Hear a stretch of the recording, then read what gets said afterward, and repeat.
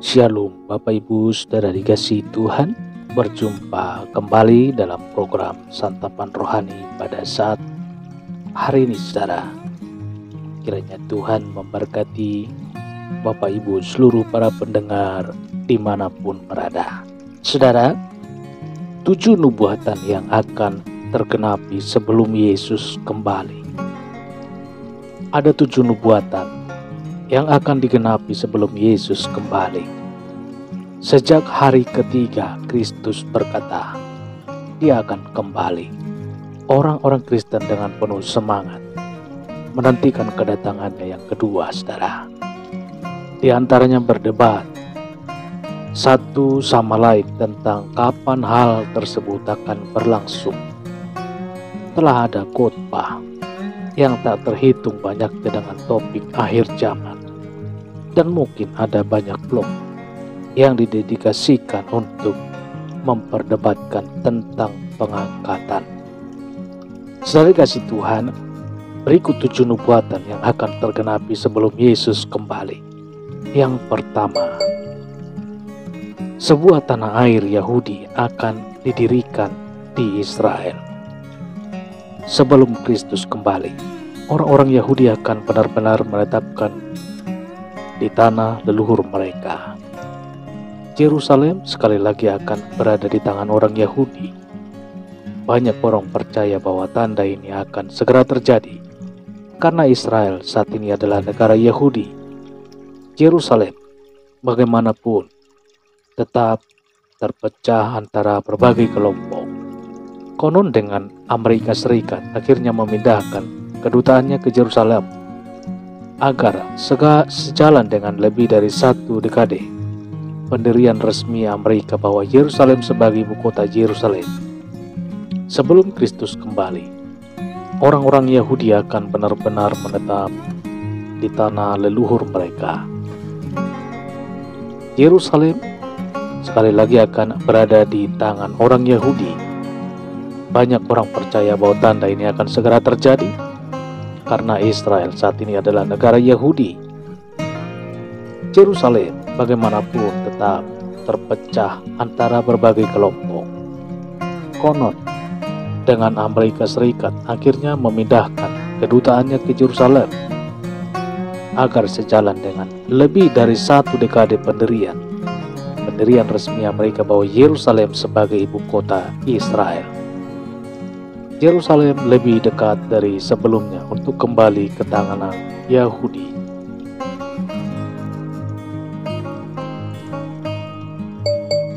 Dua, Injil akan diberitakan ke seluruh dunia. Kristus tidak akan kembali sampai setelah Injil diberitakan ke seluruh dunia. Banyak orang melihat nubuatan ini hampir tergenapi, tetapi ada potensi bahwa ini sudah terjadi. Ketika Alkitab ditulis, frasa dunia memiliki arti yang berbeda dari yang ada saat ini. Ketika orang berbicara tentang seluruh dunia hari ini, mereka mengacu pada dunia secara keseluruhan dan menafsirkan nubuatan ini sebagai makna bahwa Injil harus diberitakan ke setiap negara di bumi. Namun selama nubuatan itu pertama kali ditulis, dunia tidak digunakan untuk merujuk pada setiap inci tanah di bumi, tetapi sejauh Kekaisaran Romawi. Yang ketiga, komunikasi di seluruh dunia akan ada sebelum 2 saksi terakhir.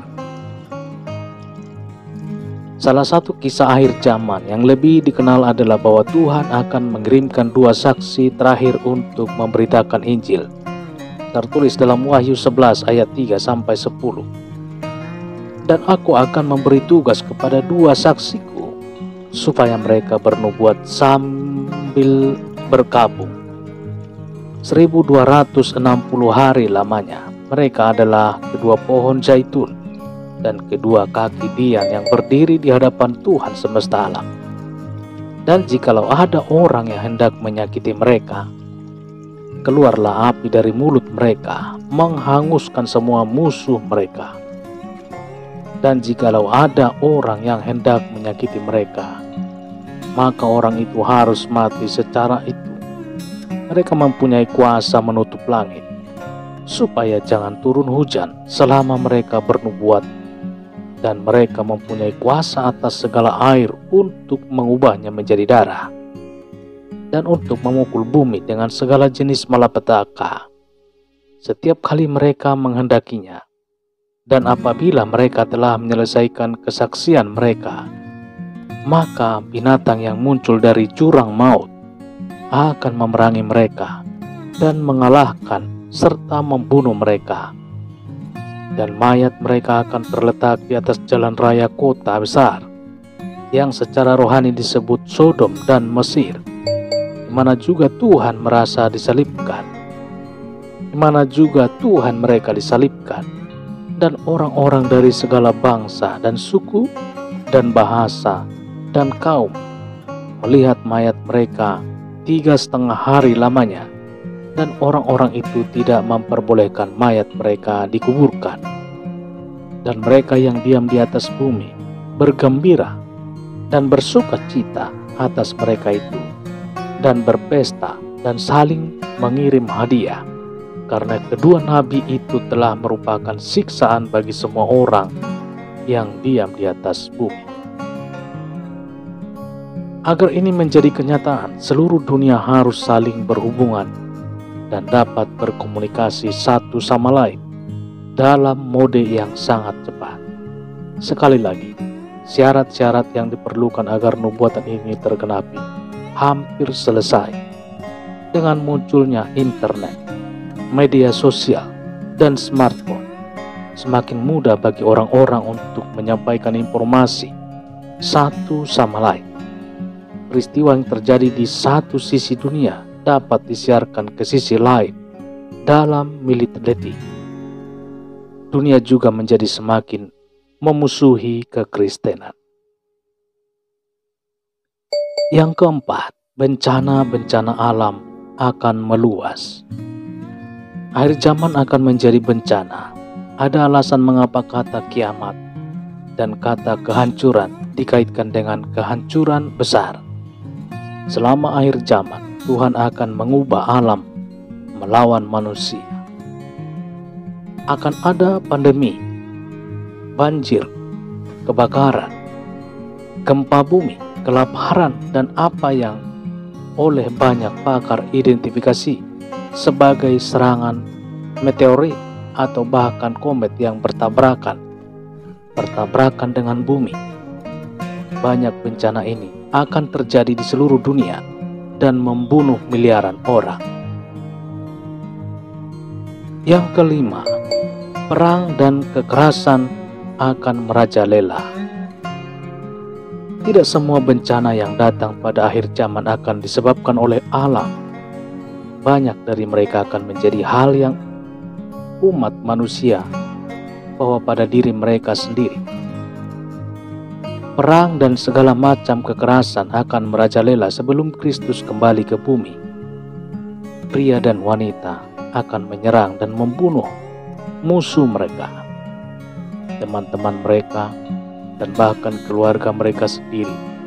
Bahkan ketika bencana-bencana alam mencapai kota, orang-orang masih akan terus melakukan kekerasan satu sama lain. Yang keenam, seorang nabi palsu yang karismatik dan meyakinkan akan muncul. Tidak ada tanda-tanda akhir zaman yang telah memukau imajinasi dunia sebanyak antikristus. Sosok ini akan sama karismatiknya dengan mereka yang jahat dan akan menyesatkan jutaan orang. Mereka akan menyebabkan kematian ratusan ribu orang, membuat banyak orang melawan Tuhan sebelum Kristus kembali ke bumi. Yang ketujuh, umat Tuhan akan diburu dan dibunuh sebelum Kristus kembali. Umat Tuhan akan diburu dan dibunuh oleh orang-orang kafir.